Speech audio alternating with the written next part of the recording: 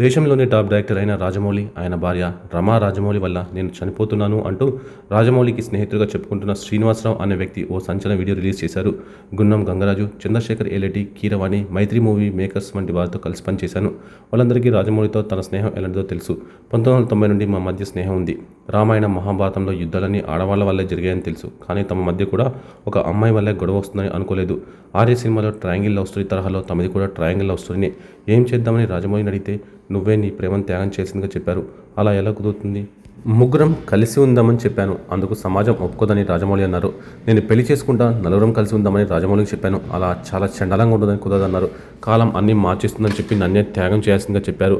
ఇప్పుడు ఈ విషయం అందరికీ చెప్తాననే భయంతో ఆ ఇద్దరు తమను తీవ్రంగా వేధిస్తున్నారు అని రాజమౌళిపై, ఆయన భార్య రమాపై శ్రీనివాసరావు సంచలన ఆరోపణలు చేశారు.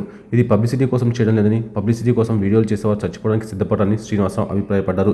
దీనిపై రాజమౌళి స్పందిస్తారో లేదో చూడాల్సి ఉంది.